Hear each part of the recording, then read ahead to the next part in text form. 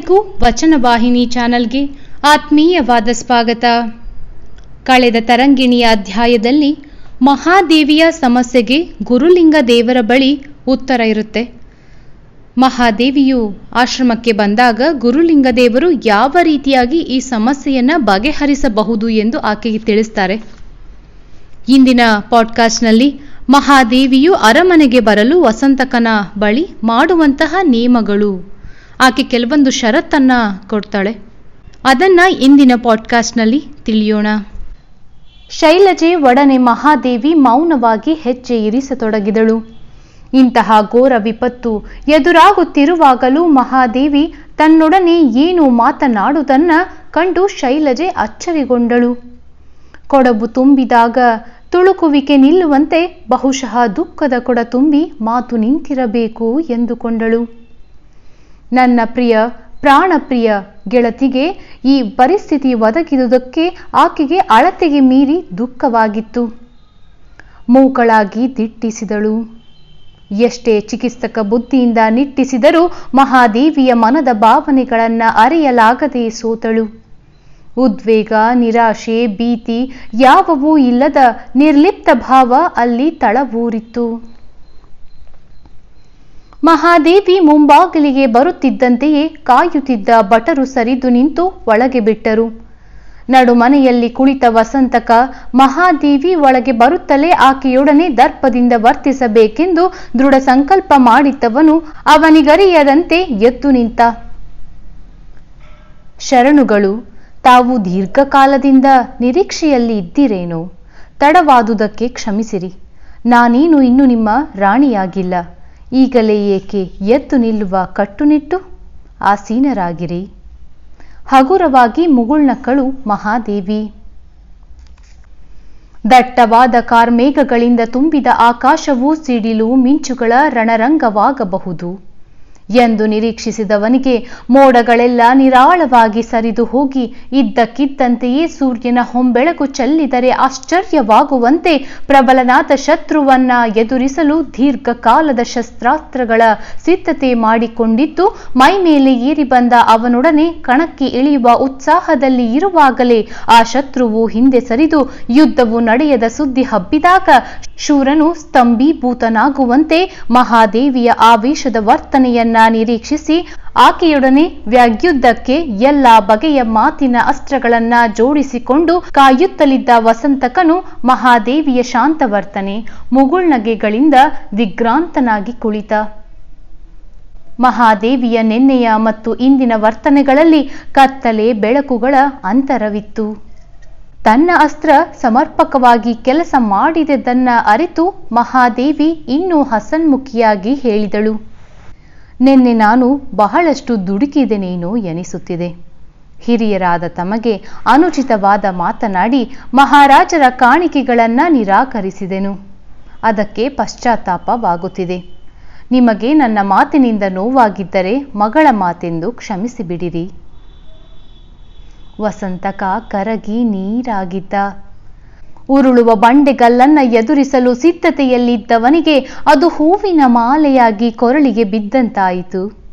ಸಂತೋಷ ಚಿತ್ತನಾಗಿ ಕೇಳಿದ, ಪಶ್ಚಾತ್ತಾಪವೇ ಪ್ರಗತಿಯ ಮೆಟ್ಟಿಲು. ತಮ್ಮ ನಿರ್ಧಾರವನ್ನ ಈಗಲಾದರೂ ಸ್ಪಷ್ಟವಾಗಿ ತಿಳಿಸುವಿರಾ? ತಿಳಿಸಿದಂತೆಯೇ ಆಗಿದೆ. ಆದರೆ ಅದಕ್ಕೆ ಮುನ್ನ ಒಂದೇ ಆತಂಕ. ಸಂಕೋಚವಿಲ್ಲದೆ ಹೇಳಿರಿ, ವಸಂತಕ ಹೇಳಿದ. ನನ್ನ ತಂದೆ ತಾಯಿಯರ ಮನೆತನದ ಶ್ರೇಯಸ್ಸಿಗಾಗಿ ನಾನು 5 ವಾರಗಳ ಒಂದು ವ್ರತ ಹಿಡಿದಿರುವೆ. 1 ವಾರ ಮುಗಿಯುತ್ತಾ ಬಂದಿದೆ.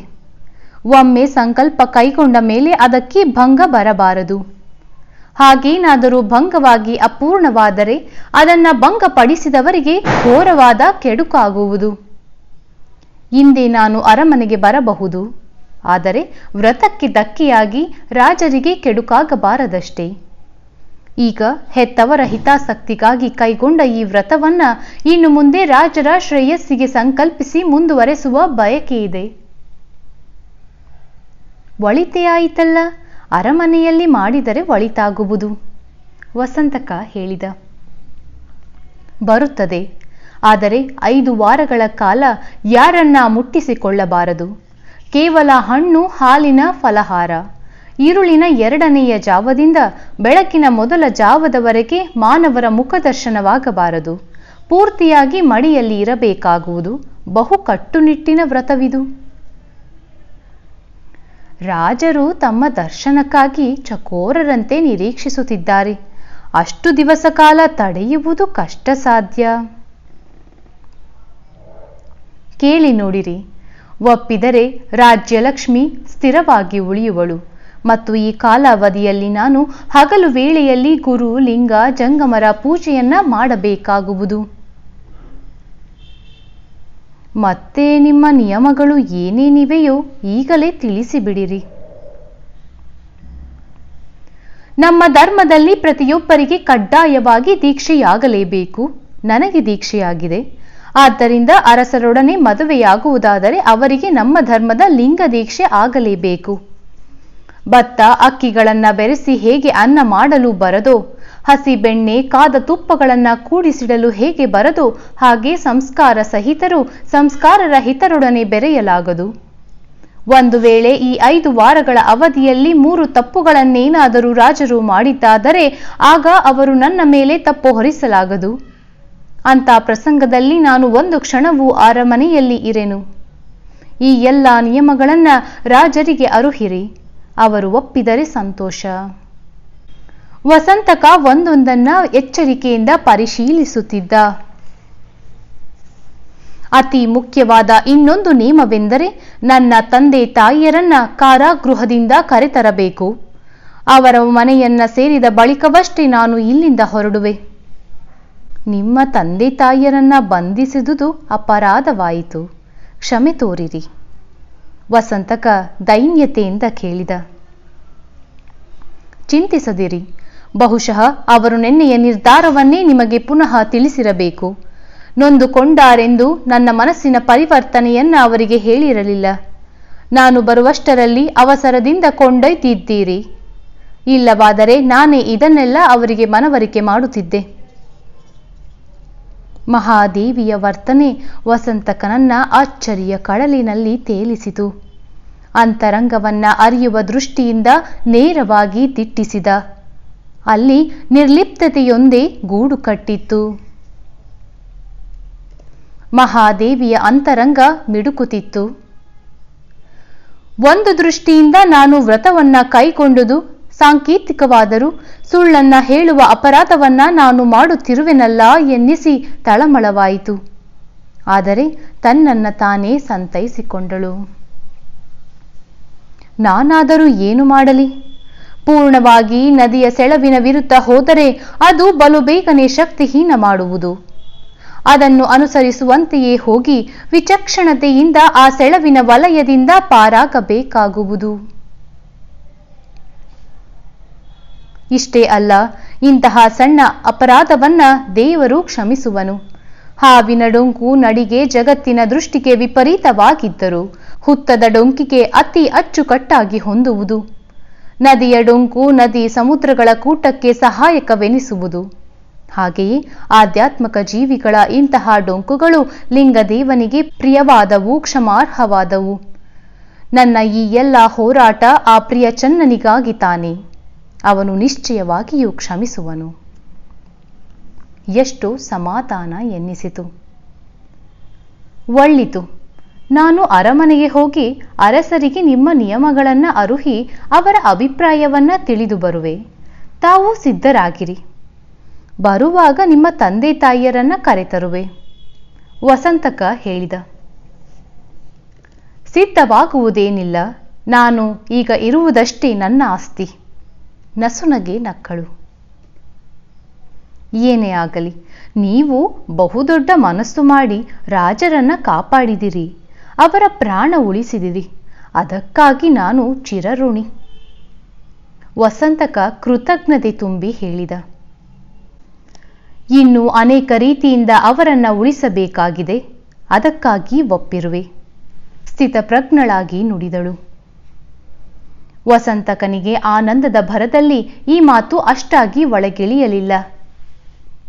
ವಸಂತಕ ನಿರ್ಗಮಿಸುತ್ತಲೇ ನಡುಮನೆಯ ಬಾಗಿಲಲ್ಲಿ ನಿಂತು ಎಲ್ಲವನ್ನ ಆಲಿಸುತ್ತಿದ್ದ ಶೈಲಜೆ ಅಳುತ್ತಾ ಹೊರಬಂದಳು. ಮಾದೇವಿ, ಇದನ್ನೆಲ್ಲ ಏನು ಮಾಡಿಬಿಟ್ಟೆ? ಅವಳನ್ನಪ್ಪಿ ಬಿಕ್ಕಿ ಬಿಕ್ಕಿ ಅಳತೊಡಗಿದಳು. ಶೈಲಜಾ, ನಿನ್ನ ಗೆಳತಿ ಆಡಿ ತೋರಿಸುವುದಿಲ್ಲ, ಮಾಡಿ ತೋರಿಸುವಳು. ನಂಬು ಗೆಳತಿ. ಧೂಳಿ ಕಣಗಳು ಸೂರ್ಯ ಕಿರಣಗಳನ್ನ ಕಲಂಕಿತ ಮಾಡಲಾರವು. ಆಕಾಶವನ್ನ ಮುಸಲಧಾರೆ ತೋಯಿಸಲಾರದು. ಮಜ್ಜಿಗೆಯಲ್ಲಿ ಬೆಣ್ಣೆ ತೇಲುವುದೇ ವಿನ ಮುಳುಗದು. ಅಂದರೆ? ಆಶ್ಚರ್ಯದಿಂದ ನೋಡಿದಳು ಶೈಲಜಾ. ಈಗ ನೀನು ಏನು ಕೇಳಬೇಡ, ನೋಡಿ ತಿಳಿಯುವೆಯಂತೆ. ಮತ್ತೆ ನಿನ್ನನ್ನ ಕಾಣಲಿಕ್ಕೆ ಈ ಜೀವನದಲ್ಲಿ ಆದೀತೋ ಇಲ್ಲವೋ? ನಿನ್ನ ಬದುಕು ಬಂಗಾರವಾಗಲಿ, ನಿನ್ನ ಸಂಸಾರ ನಂದನವನವಾಗಲಿ ಎಂದು ಹಾರೈಸುವೆ. ಮಹಾದೇವಿಯ ಧ್ವನಿ ಗದ್ಗದಿತವಾಯಿತು. ಶೈಲಜೆ ನೀರವವಾಗಿ ರೋದಿಸುತ್ತಿದ್ದಳು. ಅಳುವುದರಲ್ಲಿ ಅರ್ಥವಿಲ್ಲ ಶೈಲಜೆ. ಈ ಬದುಕು ಒಂದು ಉಯ್ಯಾಲೆ, ಜಗದ ಬಯಲಲ್ಲಿ ತೂಗುತ್ತಿದೆ. ದ್ವಂದ್ವಗಳು ಇದರ ತುದಿಗಳು. ಆ ತುದಿಯಿಂದ ಈ ತುದಿಗೆ ತೂಗುವುದೇ ಇದರ ಸ್ವಭಾವ. ಬೆಳಕು ಕತ್ತಲೆ, ಸುಖ ದುಃಖ, ಹೀಗೆ ತೂಗುವುದು. ವಿಧಿಯ ಕೈಗಳು ತೂಗುತ್ತಲಿರುವವು. ಅವನ ಕೈಗಳಿಂದ ಶಿವನ ಕೈಗೆ ಉಯ್ಯಾಲೆಯನ್ನ ಹಸ್ತಾಂತರಿಸಬೇಕು. ಸಾಕು ಮಾದೇವಿ, ನಿನ್ನ ಉಪದೇಶ ಕೇಳುವ ಸ್ಥಿತಿಯಲ್ಲಿಲ್ಲ. ತನ್ನನ್ನ ಅಪ್ಪಿಕೊಂಡು ರೋಧಿಸುವ ಶೈಲಜೆಯ ತಲೆಯನ್ನ ಪ್ರೇಮದಿಂದ ನೇವರಿಸಿದಳು ಮಹಾದೇವಿ. ಕೆಲವೇ ಕ್ಷಣಗಳಲ್ಲಿ ರಥವೊಂದು ಬಂದು ನಿಂತಿತಲ್ಲದೆ ಕುದುರೆಗಳ ಕರಪುಟ ಧ್ವನಿಯು ಕೇಳಿ ಬಂದಿತು. ಮಹಾದೇವಿ ಆ ಸದ್ದನ್ನ ಕೇಳಿ ಮಹಡಿಯಿಂದ ಇಳಿದು ಬಂದಳು. ಚನ್ನಮಲ್ಲಿಕಾರ್ಜುನ, ಹುಲ್ಲೆಯೊಂದನ್ನು ಹುಲಿಯ ಗವಿಗೆ ತಳ್ಳುತ್ತಿರುವೆ. ಮುಂದಿನ ಬದುಕನ್ನ ನಾನರಿಯೆ. ಕೊಲ್ಲು ಕಾಯಿ ನಿನಗೆ ಸೇರಿದುದು. ಗೌರಿಶಂಕರವನ್ನ ಮೆಟ್ಟ ಬಯಸಿದ ಸಾಹಸಿಯನ್ನ ಕೊಳ್ಳ ಒಂದಕ್ಕೆ ದೂಡುವಂತಿದೆ ನಿನ್ನ ಪ್ರಯತ್ನ. ಆದರಿಷ್ಟೇ, ನನ್ನ ಅಂಗಾಂಗಗಳು ತುಂಡು ತುಂಡಾಗಿ ಕಡಿಯಲ್ಪಡಲಿ, ಚಿತ್ರಹಿಂಸೆ ಕೊಡಲ್ಪಡಲಿ. ನಾನು ನನ್ನ ಮೀಸಲ ಶರೀರವನ್ನ ಯಾವನಿಗೂ ಅರ್ಪಿಸುವುದಿಲ್ಲ. ಕೋತಿಯ ಮರಿ ತಾಯನಪ್ಪುವ ಕ್ರಿಯೆಯಲ್ಲಿ ಶರಣಾಗತಿ ಇದ್ದರು ಹೊಣೆಯು ಹೆಚ್ಚಾಗಿ ಮರಿಯ ಮೇಲಿರುವುದು. ಬೆಕ್ಕಿನ ಮರಿಗಳು ಕಣ್ಣು ಮುಚ್ಚಿ ಬಿದ್ದಿರುವವು. ತಾಯಿಯೇ ಪೂರ್ಣವಾಗಿ ಹೊಣೆ ಹೊತ್ತು ಮಕ್ಕಳನ್ನ ರಕ್ಷಿಸುವುದು. ಹಾಗೆ ನಾನು ನನ್ನೆಲ್ಲ ಹೊಯ್ದಾಟಗಳನ್ನ ಬದಿಗೊತ್ತಿ ನಿನಗೆ ಶರಣಾಗಿರುವೆ. ಈ ಅಗ್ನಿ ಪರೀಕ್ಷೆಯಲ್ಲಿ ಅರಗಾಗಿ ಕರಗಿಸದೆ ಚಿನ್ನವಾಗಿ ಪುಟಗೊಳಿಸಿ ನಿನ್ನೊಡಲಿಗೆ ಧರಿಸಿಕೋ. ಮಹಾದೇವಿ ಮೆಟ್ಟಲಿಳಿದು ಬರುವುದಕ್ಕೂ ಓಂಕಾರ ಲಿಂಗಮ್ಮರು ಹೊಸ್ತಿಲನ್ನ ದಾಟುವುದಕ್ಕೂ ವೇಳೆ ಕೂಡಿತು. ಲಿಂಗಮ್ಮ ಓಡಿ ಬಂದು ಮಗಳನ್ನ ಬಿಗಿತಪ್ಪಿದಳು. ಕೆಲವೇ ಕ್ಷಣಕಾಲ ಅಗಲಿದ್ದರೂ ಯುಗ ಯುಗಗಳಿಂದ ಅಗಲಿದಂತೆ ಎನಿಸಿತ್ತು ಆಕೆಗೆ. ವಸಂತಕ ಹಿಂದಿನಿಂದ ಕಾಲಿರಿಸಿದ. ತಾಯಿ, ಅರಸರು ನಿಮ್ಮೆಲ್ಲ ನಿಯಮಗಳಿಗೆ ಒಪ್ಪಿದ್ದಾರೆ, ತಾವಿನ್ನು ಹೊರಡಬಹುದಲ್ಲ. ಮಹಾದೇವಿ ತಾಯಿಯ ಕೈಗಳನ್ನ ಸರಿಸಿದಳು. ಆಗಲಿ ಎನ್ನುತ್ತಾ ಭಕ್ತಿಯಿಂದ ತಾಯಿಯ ಪಾದಗಳಿಗೆ ನಮಸ್ಕರಿಸಿ ಮೇಲೆದ್ದು ಕೇಳಿದಳು. ಅವ್ವ, ನಾನು ಹೋಗಿ ಬರಲೇ? ಎಲ್ಲಿಗವ್ವ? ಲಿಂಗಮ್ಮ ಆಶ್ಚರ್ಯದಿಂದ ಕೇಳಿದಳು. ಅರಮನೆಗೆ. ಹಾ, ಇದೇನು ನಿರ್ಧಾರ? ಲಿಂಗಮ್ಮ ಗಾಬರಿಗೊಂಡು ಕೇಳಿದಳು. ಓಂಕಾರ ಬೆಚ್ಚಿ ಬಿದ್ದು ನೋಡಿದ. ಅಹುದವ್ವ, ಈ ದುರ್ಭಾಗ್ಯೆಯನ್ನ ಹಡೆದ ಒಡಲನ್ನ ತಣ್ಣಗಿರಿಸಲು ಇದೊಂದೇ ಮಾರ್ಗ ಉಳಿದಿರುವುದು. ನಿರ್ಲಿಪ್ತಳಾಗಿ ಒತ್ತಿ ಬರುವ ದುಃಖವನ್ನ ತಡೆದು ಹೇಳಿದಳು. ಬೇಡ ತಾಯಿ, ಬೇಡ. ಲಿಂಗಮ್ಮನ ಕಣ್ಣು ಹನಿಯತೊಡಗಿದವು. ಅವ್ವ, ಇಲ್ಲವಾದರೆ 3 ಜನರು ಕಾರಾಗೃಹದಲ್ಲಿ ಮರಣವನ್ನ ಒಪ್ಪಬೇಕಾದೀತು. ನನ್ನನ್ನ ಹಡೆದು ಸಾಕಿದ್ದಕ್ಕೆ ನಾನು ಆ ಕಾಣಿಕೆಯನ್ನ ನಿಮಗೆ ಸಲ್ಲಿಸಲೇ? ತುಟಿಯನ್ನ ಕಚ್ಚಿಕೊಂಡಳು ಮಹಾದೇವಿ. ಲಿಂಗಮ್ಮ ಕಂಬದ ಮೇಲಿನ ಮಾಡಿನಲ್ಲಿದ್ದ ತೀಕ್ಷ್ಣವಾದ ಅಲಗೊಂದನ್ನ ತೆಗೆದಳು. ಆವೇಶದಿಂದ ವಸಂತಕನ ಬಳಿ ಧಾವಿಸಿ, ಅಣ್ಣ, ನೈತಿಕವಾಗಿ ತಾತ್ವಿಕವಾಗಿ ನಮ್ಮನ್ನ ಭ್ರಷ್ಟರನ್ನಾಗಿ ಮಾಡುವುದಕ್ಕಿಂತ ಈ ಕತ್ತಿಯಿಂದ ಮೂವರನ್ನ ತುಂಡು ತುಂಡಾಗಿ ಮಾಡಿ ಆ ಕಡಿದ ತಲೆಗಳನ್ನ ನೀನು ನಿನ್ನೆ ತಂದಿರುವ ಹರಿವಾಣಗಳಲ್ಲಿ ಇರಿಸಿಕೊಂಡು ಹೋಗಿ ರಾಜನಿಗೆ ಎಡೆ ಮಾಡು ಎಂದು ಹೇಳಿ ಅಲಗನ್ನ ಕೈಗಿಡ ಹೋದಳು. ವಸಂತಕ ಬೆಚ್ಚಿ ಹಿಂದೆ ಸರಿದ. ಅವನಿಗಾಗಲೇ ಹೃದಯ ಕಲಕಿ ಕಣ್ಣೀರು ತುಂಬಿದ್ದವು. ಈ ದೃಶ್ಯ ಅವನಲ್ಲಿ ಕರುಣೆಯ ತೆರೆಗಳನ್ನ ಉಕ್ಕಿಸತೊಡಗಿತ್ತು. ಕಣ್ಣಿನಿಂದ ಜಾರಿದ ನೀರಿನ ಹನಿಗಳನ್ನ ತೋರಿಸಿಕೊಳ್ಳಬಾರದೆಂದು ಹಿಂದಕ್ಕೆ ಸರಿದು ಹೊರಗೆ ನಡೆದ. ಅವ್ವ, ನೀನೇನು ಹೆದರಬೇಡ. ನದಿಯ ಸುಳಿಯಲ್ಲಿ ಸಿಕ್ಕ ಬಲಶಾಲಿ ಸುಳಿಯ ಗುಂಟ ಒಳಗಿಳಿದು ಅದು ಒಮ್ಮೆ ಮೇಲಕ್ಕೆ ಪುಟಿದಾಗ ಹೊರಬಂದು ತಪ್ಪಿಸಿಕೊಳ್ಳಬೇಕು. ಗಾಬರಿಗೊಂಡರೆ ಮುಳುಗುವುದು ನಿಶ್ಚಯ. ಸುಳಿಯು ಮುಳುಗಿಸುವುದು ಅದು ಸಹಜ ಸತ್ಯವಾದರೂ ಧೈರ್ಯಶಾಲಿ ಈಜುಗಾರ ತಪ್ಪಿಸಿಕೊಳ್ಳಲು ಸಾಧ್ಯವಿದೆ. ಮಗಳೇ, ಅರಗಿಳಿಯಂತೆ ಬೆಳೆಸಿ ಆ ಬಾವುಗನ ಕೈಗೆ ಕೊಡಬೇಕಾಗೀತಲ್ಲ. ಲಿಂಗಮ್ಮನ ದುಃಖ ತೀವ್ರಗೊಂಡಿತ್ತು. ಇಲ್ಲವ್ವ, ಈ ಅರಗಿಳಿಯ ರಕ್ಷಣೆಗೆ ಶಿವನ ಕಾರುಣ್ಯ, ಗುರುವಿನ ಕೃಪೆ, ನಿಮ್ಮ ಹರಕೆ, ನನ್ನ ಅಂತರಂಗಿಕ ವೈರಾಗ್ಯ ಎಂಬ 4 ಸುತ್ತಿನ ಪಂಜರವಿದೆ. ಆ ಬೆಕ್ಕು ಅಷ್ಟು ಸುಲಭವಾಗಿ ತಿನ್ನಲಾರದು. ಮಹಾದೇವಿ, ನಮಗಾಗಿ ನೀನು ಸಿಂಹದೊಡನೆ ಸರಸವಾಡಲು ಹೋಗುವುದು ಬೇಡ ತಾಯಿ. ಓಂಕಾರ ಹೇಳಿದ. ನಿಮಗಾಗಿ ಅಲ್ಲ ಅಪ್ಪ, ನನಗಾಗಿ ನಾನು ಹೋಗುತ್ತಿರುವೆ. ಅಂದರೆ ಈಜು ಕಲಿಯುವಾಗ ಕಲಿಸುವವನು ಕಲಿಯುವವನಿಗೆ ನೀರಿಗೆ ಇಳಿ ಎಂದರೆ ಅವನು ಇಳಿಯಲಂಜುವನು. ಆಗ ಕಲಿಸುವವನು ದಂಡೆಯ ಮೇಲಿಂದ ದೂಡಿ ಬಿಡುವನು. ಹಾಗೆಯೇ ಹೊರ ಪ್ರಪಂಚಕ್ಕೆ ಕಾಲಿಡಲು ಅಂಜುವ ನನ್ನಂತ ಮುಗ್ಧೆಯನ್ನ ಭವಸಾಗರವನ್ನ ದಾಟುವ ಬಲ್ಲಿದೆಯನ್ನಾಗಿ ಮಾಡಲು ಚನ್ನಮಲ್ಲಿಕಾರ್ಜುನನು ದೂಡುತ್ತಿರುವನಪ್ಪ. ನೀನು ಹೆದರಬೇಡ. ಅವನು ನನ್ನೊಡನೆ ಇದ್ದು ಈಜಲು ಕಲಿಸುವನು. ಮಗಳೇ, ಅಂತಹ ವಿಲಾಸ, ವಿಪತ್ತು, ವಿಘ್ನಗಳ ಮಧ್ಯೆ ನಿನ್ನ ವೈರಾಗ್ಯವನ್ನ ಕಾಪಾಡಿಕೊಳ್ಳಬಲ್ಲೆಯ? ಓಂಕಾರ ಪ್ರಶ್ನಿಸಿದ. ದೊಡ್ಡದೊಂದು ಗಿಡವಿದೆ. ಅದರ ಕೊಂಬೆ ರಂಬೆಗಳನ್ನ 10 ಕೊಡಲಿಗಳು ಕಡಿಯಲಿ ಮತ್ತೆ ಚಿಗುರುವುದು. ಹೊರಗಿನ ವಿಘ್ನಗಳಾವವು ಅದನ್ನ ನಾಶಗೈಯಲಾರವು. ಒಂದು ವೇಳೆ ಗೆದ್ದಲಿಯು ಬೇರನ್ನ ತಿಂದರೆ ಮಾತ್ರ ಹೊರಗಿನ ಯಾವ ಏಟುಗಳು ಬೀಳದಿದ್ದರೂ ಅಭದ್ರವಾದ ಗಿಡ ಸುಳಿಗಾಳಿಯೊಂದರ ಸ್ಪರ್ಶಕ್ಕೆ ಉರುಳಿ ಬೀಳುವುದು. ಈ ವಿಘ್ನಗಳು ನನ್ನ ಆದರ್ಶ ವೃಕ್ಷದ ಪ್ರಾಣ ಸೆಳೆಯಲಾರವು. ಆದರಿಷ್ಟೇ, ನನ್ನ ಅಂತರಂಗದ ಆದರ್ಶದ ಬೇರನ್ನ ದೌರ್ಬಲ್ಯವೆಂಬ ಗೆದ್ದಲಿ ತಿನ್ನಬಾರದು. ಆ ಗೆದ್ದಲಿ ತಿನ್ನಲು ನಾನು ಅವಕಾಶ ನೀಡನೆಂಬ ವಿಶ್ವಾಸ ನನಗಿದೆ. ತಿನ್ನಲು ಆಸ್ಪದವೂ ಇಲ್ಲ. ಗಿಡ ಜೀವಂತ ರಸವಾಡುತ್ತಿದ್ದರೆ ಗೆದ್ದಲಿ ಹತ್ತುವ ಸಂಭವ ಇರದು. ನನ್ನ ವಿರಕ್ತಿಯ ವೃಕ್ಷದಲ್ಲಿ ಶಿವಪ್ರೇಮದ ರಸ ಸದಾ ಆಡಿ ಅದು ಜೀವಂತವಾಗಿರುವುದು. ಈ ಬಗ್ಗೆ ನಿಮಗೆ ಪೂರ್ಣ ವಿಶ್ವಾಸವಿರಲಿ. ತಲೆ ಗಟ್ಟಿ ಇದೆ ಎಂದು ಕಲ್ಲು ಹಾಯುವ ಸಾಹಸದ ನಿರ್ಧಾರವನ್ನ ಏಕೆ ತೆಗೆದುಕೊಂಡೆ ಮಗಳೇ? ಲಿಂಗಮ್ಮ ಕಾತುರತೆಯಿಂದ ಕೇಳಿದಳು. ಇದು ಗುರುಗಳ ಸಲಹೆಯೂ ಕೂಡ ಎಂದಳು. ನಮ್ಮನ್ನ ವಿಚಿತ್ರ ಧರ್ಮ ಸಂಕಟಕ್ಕೆ ಸಿಕ್ಕಿಸುತ್ತಿರುವೆ ಮಗಳೇ. ಇಲ್ಲ ಅಪ್ಪ, ನಿಮ್ಮ ದಿಟ್ಟ ನಿಲುಮೆ ತತ್ವನಿಷ್ಠೆಗಾಗಿ ಕಾರಾಗೃಹ ಕಂಡು ಆದರ್ಶ ತಂದೆ ತಾಯಿಯರ ಸಾಲಿನಲ್ಲಿ ಹೆಸರನ್ನ ಉಳಿಸಿಕೊಂಡಿರಿ. ನಿಮ್ಮನ್ನು ಮುಪ್ಪಾವಸ್ಥೆಯಲ್ಲಿ ಕಾರಾಗೃಹದಿಂದ ತಪ್ಪಿಸುವ ಪ್ರಯತ್ನದಲ್ಲಿ ನಾನು ಯಶಸ್ವಿಯಾದೆ.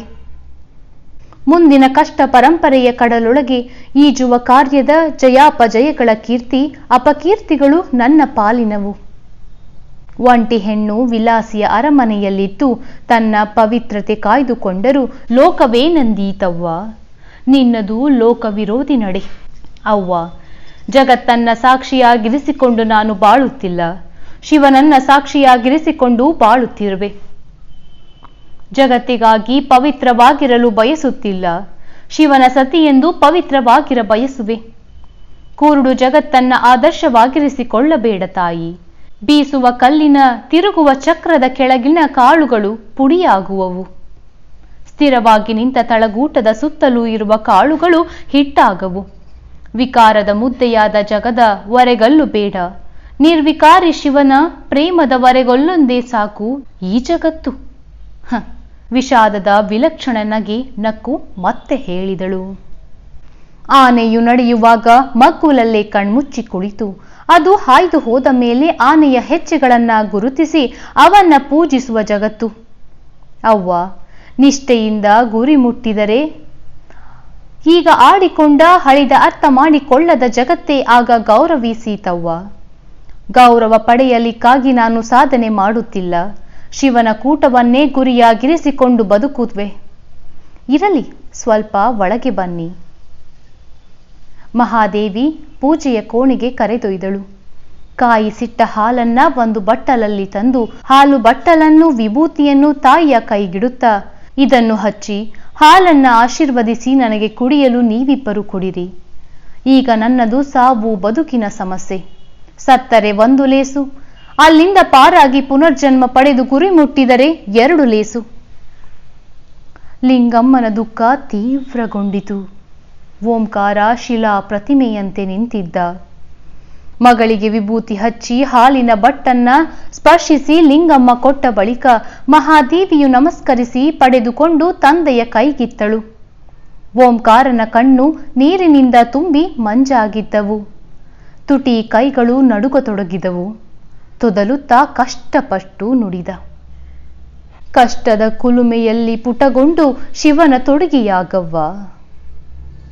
ಇಷ್ಟು ಹೇಳುವಲ್ಲಿ ಹನಿಗಳು ತೀವ್ರವಾಗಿ ದುಮ್ಮಿಕ್ಕಲು ಮುಖವನ್ನ ತಿರುಗಿಸಿದ. ಮಹಾದೇವಿ ಹೃದಯದ ಬಟ್ಟಲಲ್ಲಿ ತುಂಬಿದ ಭಾವನೆಗಳನ್ನ ಕಣ್ಣೀರಿನ ಹನಿಗಳ ಮೂಲಕ ತಂದೆಯ ಪಾದಕ್ಕೆ ಎರೆದು ಎದ್ದು ಕುಳಿತು ಇಷ್ಟಲಿಂಗಕ್ಕೆ ಹಾಲನ್ನ ಮುಟ್ಟಿಸಿ ಕಣ್ಣು ಮುಚ್ಚಿ ಕುಡಿದು ಹೊರಗೆ ಬಂದಳು. ಚಪ್ಪಾಳೆ ತಟ್ಟಿದಾಗ ಹೊರಗೆ ಕಾಯುತ್ತಿದ್ದ ವಸಂತಕ ಬಂದನು. ಈ ಹರಿವಾಣಗಳನ್ನ ಒಯ್ಯಿರಿ. ಹಿಂದಿನ ದಿನದಿಂದ ಅಲ್ಲೇ ಬಿದ್ದಿದ್ದ ರಾಜಕಾಣಿಕೆಗಳತ್ತ ಮಹಾದೇವಿ ಬೊಟ್ಟು ಮಾಡಿದಳು.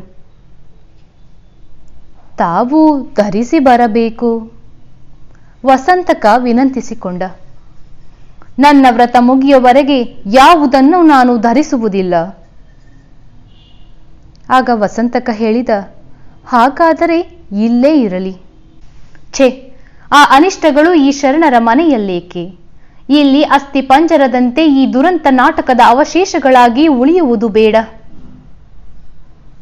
ವಸಂತಕನ ಹೃದಯಕ್ಕೆ ಈ ಮಾತುಗಳು ಚುಚ್ಚಿದರೂ ಅರಮನೆಗೆ ಆಕೆ ಬರಲೊಪ್ಪಿದುದಕ್ಕಾಗಿ ಅವುಗಳ ತೀಕ್ಷ್ಣತೆಯನ್ನ ಮರೆತ. ಹೆಂಗಳೆಯರು ಹರಿವಾಣಗಳನ್ನ ಎತ್ತಿಕೊಂಡರು. ಇನ್ನು ಹೊರಡೋಣವಷ್ಟೇ. ಮಹಾದೇವಿ ವಸಂತಕನನ್ನ ಕೇಳಿದಳು. ಓಂಕಾರ ಕಂಬಕ್ಕೊರಗಿ ನಿಂತಿದ್ದ. ಅವನ ದೃಷ್ಟಿ ಅಟ್ಟದಲ್ಲಿ ಆಳುತ್ತಿದ್ದಿತು.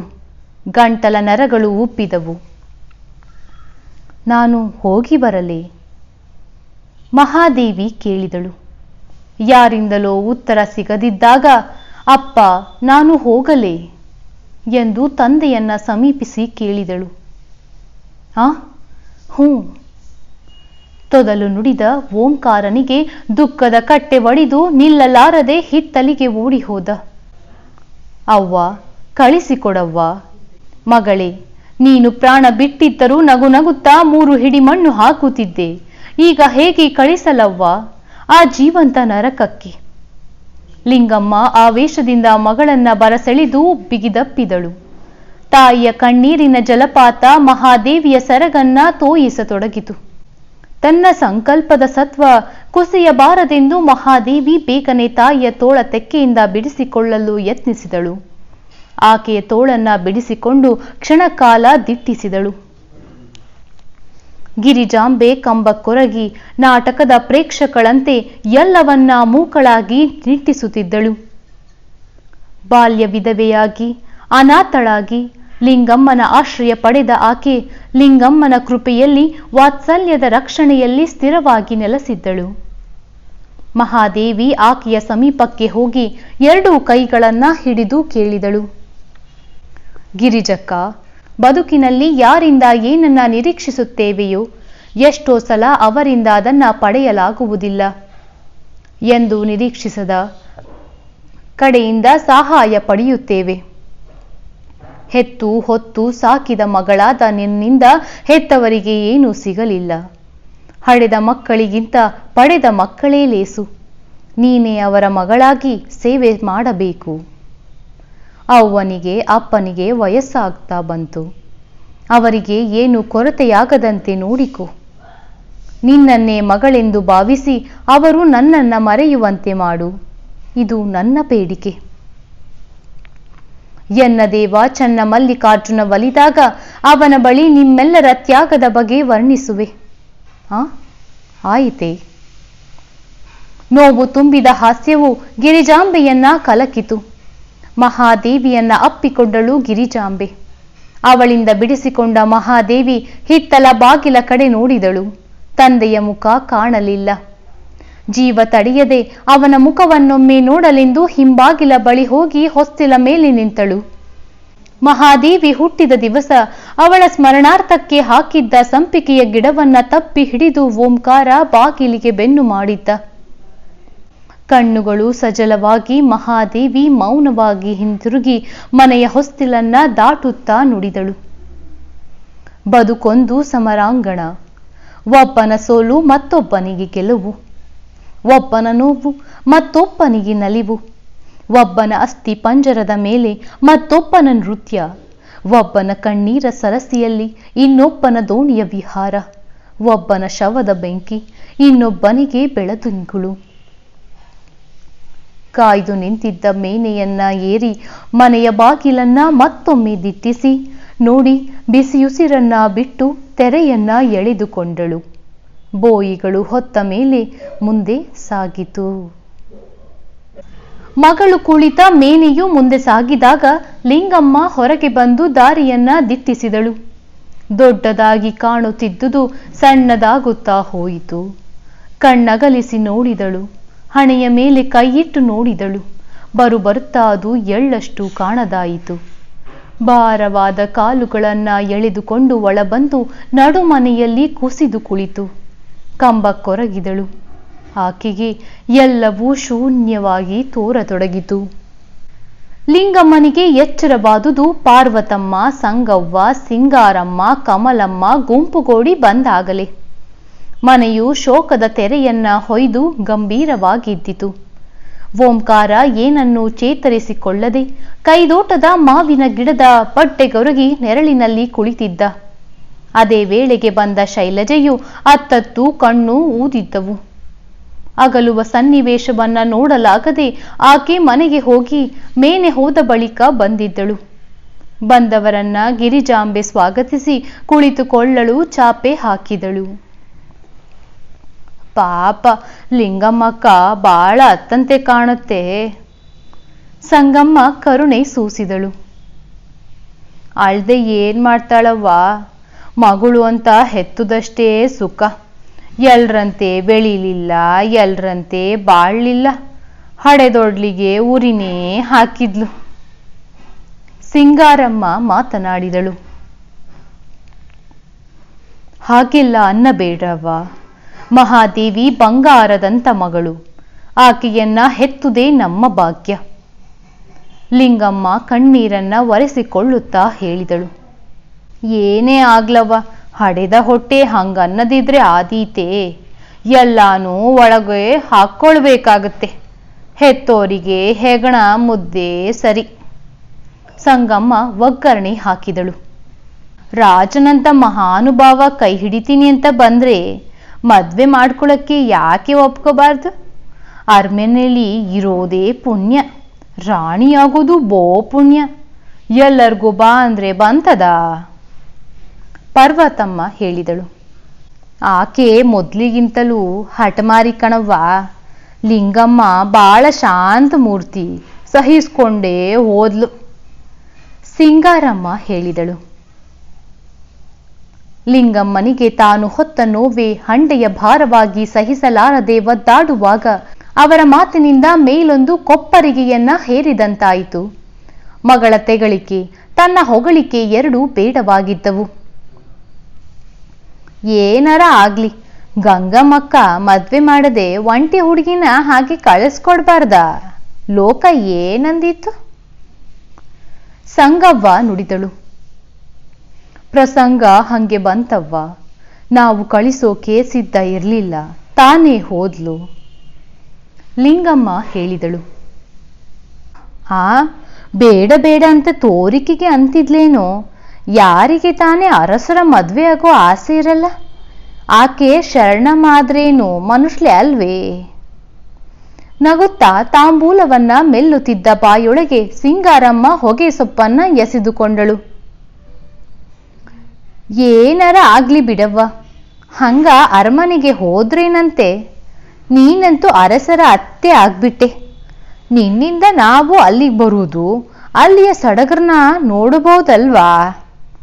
ಸಂಗವ್ವ ಹೇಳಿದಳು. ಅಂತೂ ಮಾದೇವಿ ಗಂಡ ಬೇಡ ಬೇಡ ಬೇಡ ಅಂತ ದೊಡ್ಡ ಗಂಡನ ಕಣ್ಣು ಸೆಳ್ಕೊಂಡ್ಲು. ಮದ್ವೆ ಮಾತುಕತೆನೂ ದಾರಿ ಕಾಯ್ಲಿಲ್ಲ, ತಾನೇ ಹೋಗ್ಬಿಡ್ಲು. ಕಿಸಕಿಸನೆ ನಕ್ಕಳು ಸಿಂಗಾರಮ್ಮ. ಸಿಕ್ಕಂತೆ ನುಗ್ಗಿ ತೋಟವನ್ನ ಹಾಳು ಮಾಡುವ ಕುರುಡು ಆನೆಯ ತುಳಿತದಂತೆ. ಯಾವ ಪರಿಸ್ಥಿತಿಯನ್ನ ಅರ್ಥ ಮಾಡಿಕೊಳ್ಳದೆ ಅವರ ಮಾತಿನ ಹೊಯ್ಲು ಸಾಗಿತು. ತಮ್ಮ ಮಾತಿನ ಕಾಳ್ತುಳಿತಕ್ಕೆ ಸಿಕ್ಕ ಲಿಂಗಮ್ಮನ ಭಾವನೆಗಳು ಬಳ್ಳಿಗಳು ಎಷ್ಟು ಹಾಳಾಗುವವೋ ಎಂಬ ಅರಿವು ಸಹ ಅವರಿಗಿರಲಿಲ್ಲ. ಶೈಲಜೆಯ ತಾಳ್ಮೆ ಎಲ್ಲೆ ಮೀರಿತು.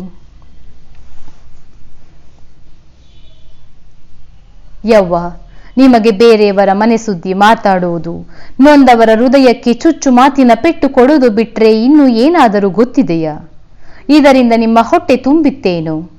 ವಿಷಯ ಏನು ಅಂತ ಗೊತ್ತಿಲ್ಲ, ಪ್ರಸಂಗ ಹೇಗೆ ಬಂದು ಒದಗಿತು ಅಂತ ಗೊತ್ತಿಲ್ಲ. ಸುಮ್ಮನೆ ಬಾಯಿಗೆ ಬಂದಂತೆ ಮಾತಾಡ್ತೀರಿ. ಮಹಾದೇವಿಯ ವ್ಯಕ್ತಿತ್ವ ನಿಮಗೇನು ಗೊತ್ತು? ಮರುಕ ತೋರುವ ಸೋಗಿನಲ್ಲಿ ಗಾಯಕ್ಕೆ ಮೆಣಸಿನಕಾಯಿ ಪುಡಿ ಮೆತ್ತಿದಂತೆ ಮಾತಾಡ್ತೀರಿ. ಕ್ರೋಧದಿಂದ ಲಿಂಗಮ್ಮ ಹೇಳಿದಳು. ನಿನ್ಗ್ಯಾಕವ್ವ ಈಟುದ್ದ ಪೋರ್ರಿಗೆ ಇಷ್ಟ್ ಸಿಟ್ಟು? ಲಿಂಗಮ್ಮಕ್ಕ ಸುಮ್ಮನೆ ಇದ್ದಾಳೆ. ಸಿಂಗಾರಮ್ಮ ಹೇಳಿದಳು. ಕೀಲು ಇಲ್ಲದೆ ಗಾಡಿ ಹೊಡೆಯುವ ನಿಮ್ಮಂತವರ ಬಾಯಿಗೆ ಮಾನಸ್ಥರು ಅಂಜಬೇಕಾಗ್ತದೆ. ತಾವು ಹಡೆದು ಸಾಕಿ ಬೆಳೆಸಿದ ಮಗಳನ್ನ ತಮಗೆ ಬೇಕಾದಂತೆ ಮಾಡ್ತಾರೆ. ನಿಮ್ಗ್ಯಾಕೆ ಅದ್ರ ಗೊಡವೆ? ಮನೆಯಲ್ಲಿ ಇನ್ನು ಯಾರು ಉಂಡಿಲ್ಲ ಸಹ. ನೀವು ಅನ್ಕಂಪ ತೋರಿಸಿದ್ರು ಆಯ್ತಲ್ಲ, ಎದ್ದು ಹೋಗ್ರಿ. ಶೈಲಜೆ ಅಸಹನೆಯಿಂದ ನುಡಿದಳು. ನಾಲ್ವರು ಮುಖ ಕಹಿ ಮಾಡಿಕೊಂಡು ಎದ್ದು ಹೊರಟರು. ಲಿಂಗಮ್ಮನಿಗೆ ಶೈಲಜೆಯ ಆವೇಶದ ಬೈಗಳು ಸರಿ ಕಾಣದಿದ್ದರೂ ಆ ಜನವನ್ನ ಮಣಿಸಲು ಬೇರೆ ಮಾರ್ಗ ಇಲ್ಲ ಎಂದು ಶೈಲಜೆಗೆ ಸ್ವಾತಂತ್ರ್ಯ ನೀಡಿಬಿಟ್ಟಳು. ಅವರು ಮನೆಯ ಅಂಗಳ ದಾಟಿ ಬೀದಿಗೆ ಇಳಿದಾಗ ನುಡಿದಳು. ತೋಳ ಕುಣಿಕೆಗೆ ಬಿದ್ದಾಗ ಆಳಿಗೊಂದು ಕಲ್ಲು ಎಂಬಂತೆ ಇನ್ನು ಏನೇನು ಮಾತನ್ನ ಕೇಳಬೇಕು, ಎಂತಹ ಅಪವಾದ ಹೊರಬೇಕು ದೇವರೇ ಬಲ್ಲ. ಲಿಂಗಮ್ಮ ನಿಟ್ಟಿಸಿರು ಬಿಟ್ಟಳು. ಅವ್ವ ಮಹಾದೇವಿ ಘನವಾದ ಗುರಿ ಸಾಧಿಸಿ ತನ್ನ ದಿವ್ಯ ಸಂದೇಶದ ನುಡಿಮುತ್ತುಗಳನ್ನ ಜಗಕ್ಕೆ ಕೊಟ್ಟಾಗ ಈ ಸಿಂಗಾರಮ್ಮ ಸಂಗಮ್ಮನ ಮಾತುಗಳು ಉಳಿಯದೆ ಮಹಾದೇವಿಯ ತತ್ವದ ಮಾತುಗಳಷ್ಟೇ ಉಳಿಯುವವು. ಅಂತ ಮಗಳನ್ನ ಹೆತ್ತ ನಿಮ್ಮ ಹೆಸರು ಉಳಿಯುವುದು, ಸಂತೈಸಿಕೋ. ಶೈಲಜೆಯ ಮಾತುಗಳು ಲಿಂಗಮ್ಮನ ಹೃದಯಕ್ಕೆ ಎಷ್ಟೋ ಸಾಂತ್ವನ ನೀಡಿದವು. ಶರಣರೇ, ಇದರ ಮುಂದುವರೆದ ಭಾಗವನ್ನ ಮುಂದಿನ ಪಾಡ್ಕಾಸ್ಟ್ನಲ್ಲಿ ತಿಳಿಯೋಣ. ಧನ್ಯವಾದ.